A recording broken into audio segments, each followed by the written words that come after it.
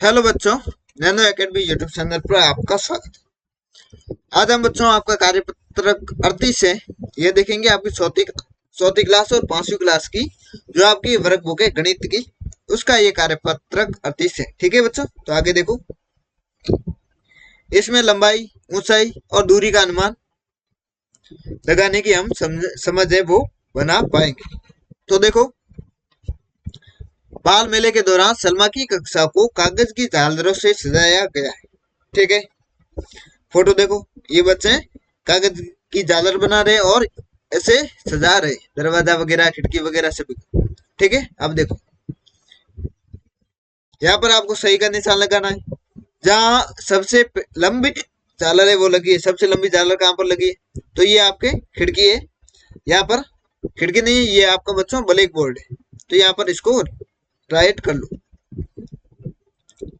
जहाँ सबसे छोटी झालर लगी है, तो सबसे छोटी झालर कहाँ है, इस खिड़की में छोटी है सबसे, तो इसको राइट कर लो। ठीक है बच्चों, ऐसे आपको राइट करना है।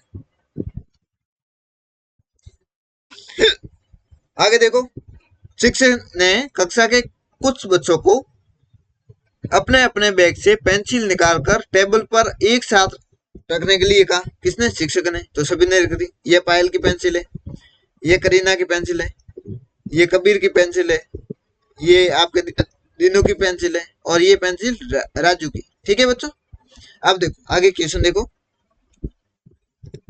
किसकी पेंसिल सबसे लंबी है? लंबी कौन सी है? ये वाली लंबी है, तो ये किसकी है बच्चों? कबीर की है। तो यहाँ पर कबीर की लिख दो, कबीर लिख दो। किसकी पेंसिल सबसे छोटी है? सबसे छोटी ये है। ये किसकी है? दीनू की है, तो यहाँ पर दीनू लिख दो।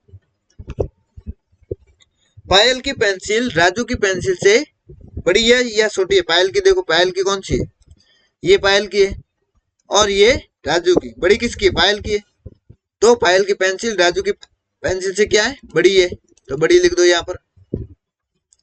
लेकिन कबीर, कबीर की पेंसिल कौन सी है? ये कबीर की, कबीर की सबसे लंबी है। तो ये पायल की पेंसिल है, वो कबीर की पेंसिल से क्या है? छोटी है, तो यहाँ पर छोटी लिख दो।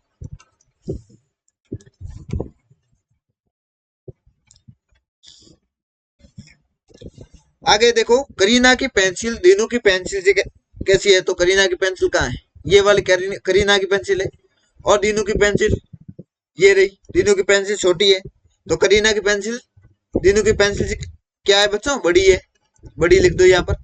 लेकिन पायल की पेंसिल से, तो पायल की पेंसिल ये ऊपर वाली, इससे ये छोटी है, तो यहाँ पर छोटी लिख दो।